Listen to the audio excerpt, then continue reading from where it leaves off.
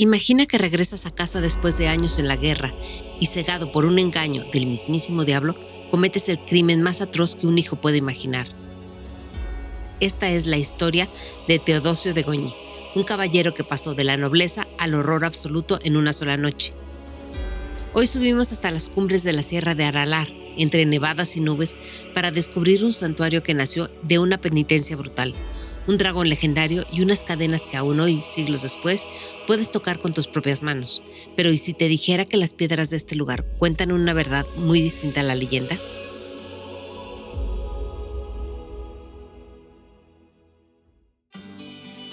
El camino hasta Aralar empezó bastante especial porque íbamos por la carretera y de repente nos tocó ver un arco iris que de verdad ha sido de los más impresionantes que he visto en mi vida.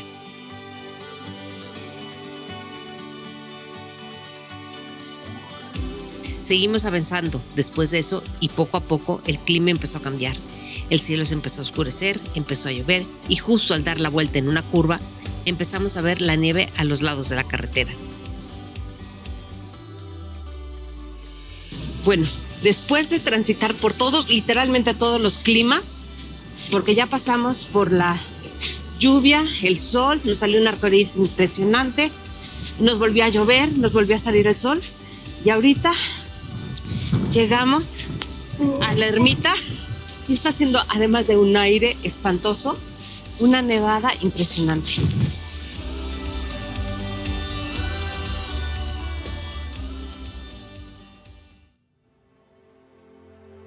Para entender lo que pasa hay que irse muy atrás en el tiempo, más o menos al siglo VIII, en una época bastante inestable, con guerras constantes y un contexto bastante duro en general.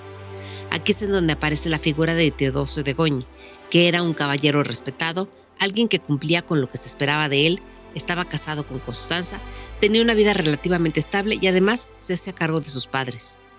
En ese contexto, como era normal en la época, le tocó irse a la guerra, dejando atrás su casa y todo lo que tenía, confiando en que todo seguiría igual cuando regresara. El problema es que al volver, justo antes de que llegara a sus tierras, se cruza con una figura que cambia completamente el rumbo de la historia. Según la leyenda, era un ermitaño, alguien en quien cualquiera confiaría, pero en realidad era el diablo disfrazado. Este personaje le dice que su esposa le está siendo infiel, que lo está engañando con un criado y que además lo hace en su propia cama. Teodosio, después de todo lo que venía de vivir en la guerra, llega completamente alterado, cegado por la ira. Cabalgó sin descanso hasta su castillo, irrumpió en su habitación y sin decir una palabra apuñaló una y otra vez a las dos figuras que dormían en su cama, convencido de que está actuando con justicia y los mata. El momento clave viene justo después, cuando sale de la casa y se encuentra con su esposa, que estaba regresando de misa. El horror le heló la sangre. Si ella estaba ahí, ¿a quién acababa de matar? Corrió de vuelta a la alcoba y levantó las sábanas ensangrentadas para descubrir la verdad más espantosa que un hijo puede imaginar. Había asesinado a sus propios padres, a quienes su esposa había cedido la cama principal como señal de respeto. El grito de Teodosio debió oírse en todo el valle. El diablo había ganado. El noble caballero era ahora un monstruo, porque en cuestión de minutos pasa de ser un caballero respetado a cargar con uno de los peores crímenes que puede cometer una persona.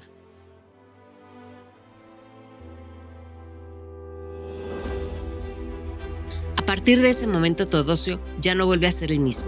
El peso de lo que ha hecho es tan grande que termina confesando lo ocurrido, primero al párroco del pueblo y después al obispo de Pamplona, que es quien finalmente le indica que tiene que ir a Roma para buscar el perdón.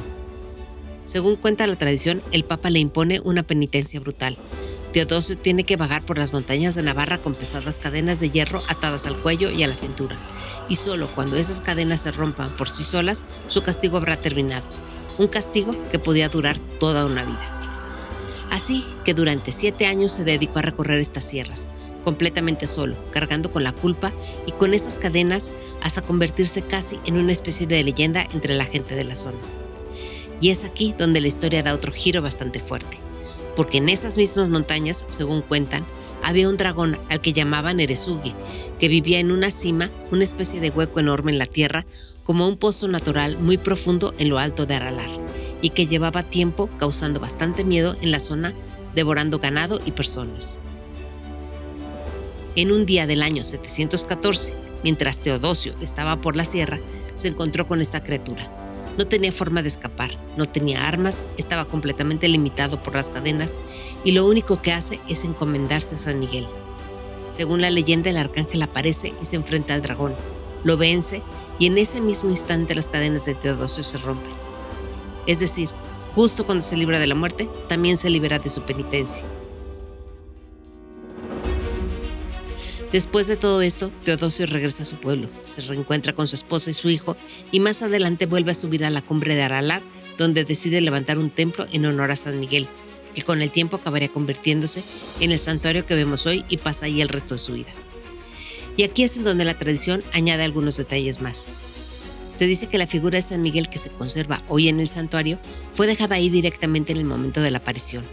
También cuentan que las cadenas que se pueden ver en el exterior de la capilla son las mismas que llevó Teodosio durante su penitencia, y que todo el santuario está construido justo encima del lugar donde, según la leyenda, vivía el dragón, sobre ese agujero de la montaña. De hecho, dentro de la capilla hay un pequeño hueco al lado del altar, por donde la gente suele asomarse o tirar monedas para intentar ver o escuchar lo profunda que es esa cima.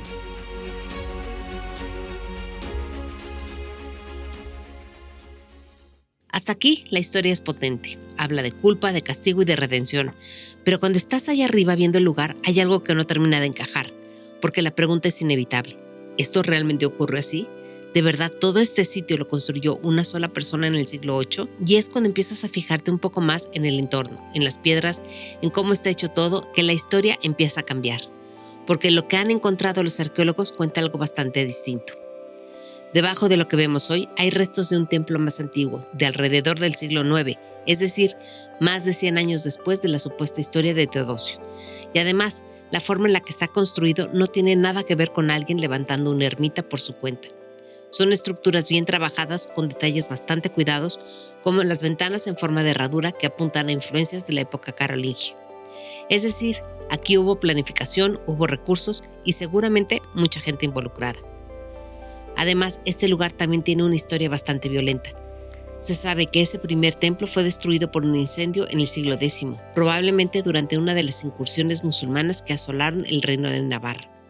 Lo que vemos hoy es el resultado de una reconstrucción monumental en la Edad de Oro del románico. A lo largo de los siglos XI y XII, el lugar se reconstruye, crece y poco a poco se convierte en un centro importante apoyado por reyes y por la iglesia. De hecho, la primera referencia escrita que existe del santuario es en el año 1032, bastante tiempo después de todo lo que cuenta la leyenda. Y entonces surge otra pregunta. Si la historia no es exactamente como nos la han contado, ¿de dónde sale esto? La respuesta está dentro del propio santuario, en los objetos que custodian sus muros y que parecen gritar que el mito es real.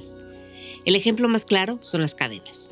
Están expuestas para que la gente las vea y, según cuentan, son las mismas que llevó Teodosio durante su penitencia.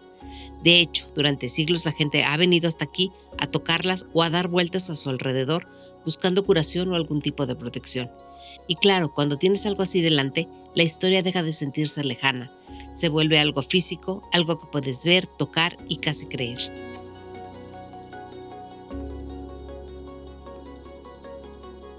Pero el santuario guarda otro tesoro, el retablo de Aralar, que es una de las obras de arte más espectaculares de la Europa medieval. Está hecha con cobre dorado y esmaltes, y en su momento fue encargada por el rey Sancho VI el Sabio.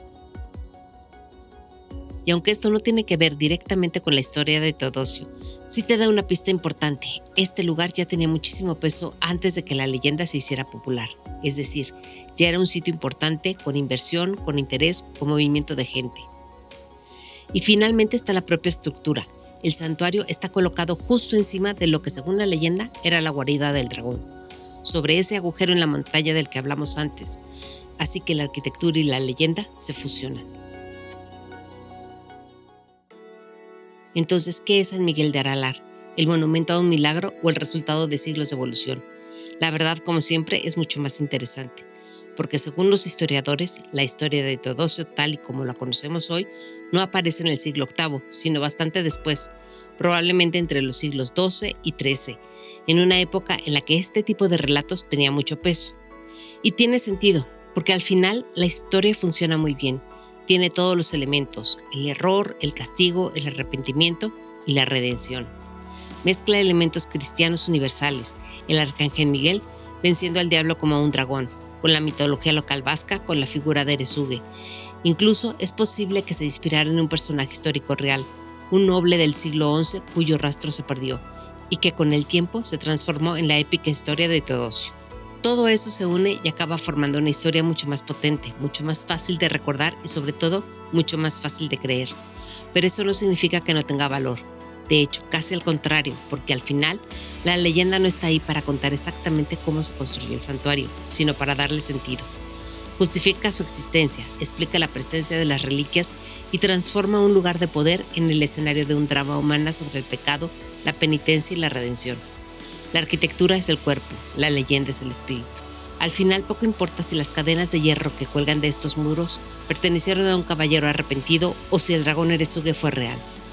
Lo que es innegable es la energía que se siente en este balcón de Navarra, donde el viento parece susurrar que sin importar qué tan profundo sea nuestro error, siempre hay un camino de vuelta. Pero ahora nos gustaría saber tu opinión.